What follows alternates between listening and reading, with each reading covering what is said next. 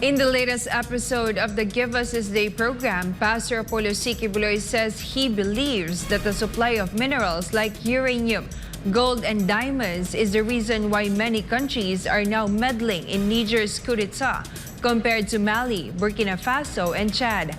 Pastor Apollo also highlighted the possibility of a war in Africa if the situation in Niger continues. Sarah Santos has more on this report. On July 26th, there was a coup d'etat in the country of Niger, and Mohamed Bazoum was removed as the democratically elected president of the country. General Abdurrahman Chiani of the Presidential Guard then elected himself as the country's new leader. This prompted the United States, France, the United Nations, and the Economic Community of West African States, or ECOWAS, to meddle in the country's affairs. To recall, other countries such as Mali, Burkina Faso, and Chad had a coup d'etat ahead of the one in Niger. However, in a statement on the latest episode of Give Us This Day on Thursday, Pastor Quiboloy believes that the abundant supply of uranium, gold, diamonds, and other mineral resources in Niger is the reason why foreign governments are paying more attention to the said country's current situation. So, nangyari na yung mga, yung mga kudita ng Mali, kudita ng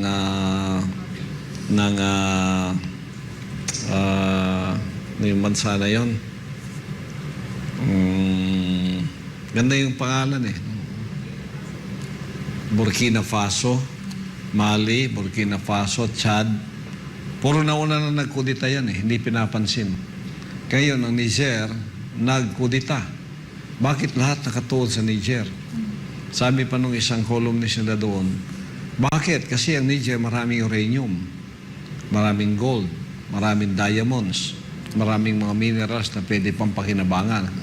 In fact, ang France doon kumukuha ng uranium supply nila for their nuclear plants o kung ano-ano pa.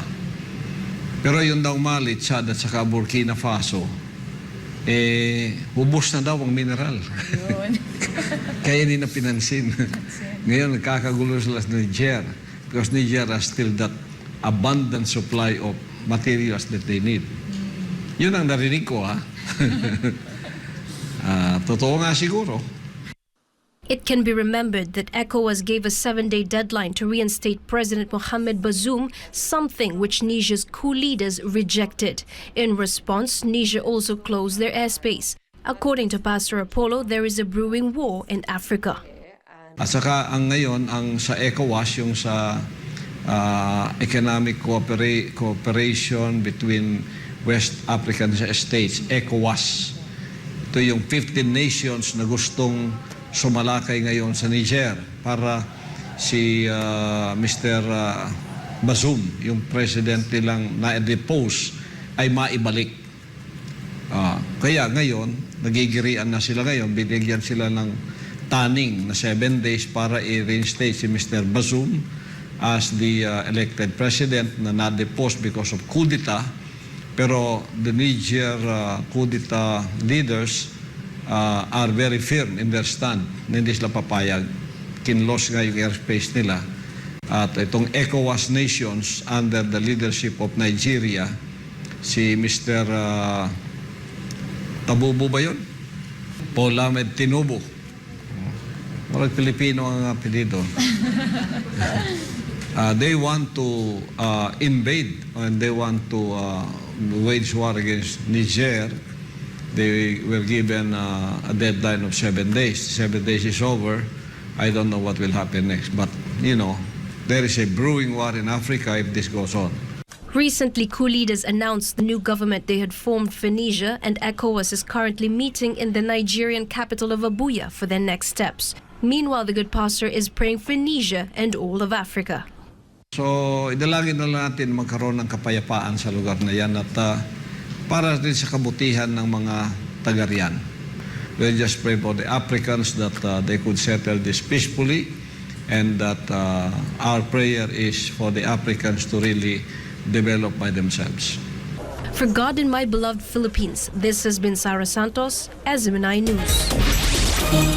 Pastor Apollo Quiboloy's cautions of a brewing war in Africa could possibly happen amid alarming tensions in the said continent. In fact, an ex-presidential aide of ousted leader Mohamed Bazoum raised a potential all-out African war if a military intervention would happen in Niger. Here's my report.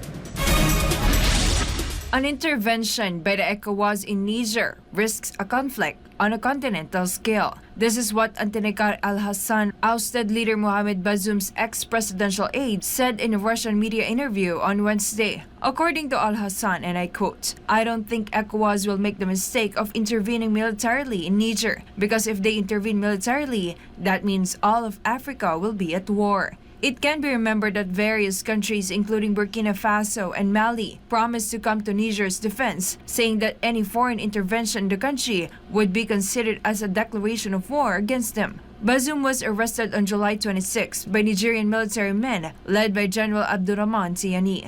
This prompted ECOWAS to threaten Niger that they will deploy troops unless Bazoum is reinstated, but their deadline expired on Sunday. ECOWAS also closed borders and stopped all transactions and trade with Niger. But al-Hassan said he is against such sanctions, calling them illegal and illegitimate. Meanwhile, French broadcaster RFI reported that ECOWAS was building a force of about 25,000 troops, and most of them were from Niger's neighboring country, Nigeria. Niger, on the other hand, accused France of setting free terrorists so that they could attack a military camp in the country, and of violating Nigerian airspace as part of their destabilization efforts. France denied the claims and promised to keep their 1,500 French troops in the Sahel region. Reporting, this has been Jane Conita, Azimara News.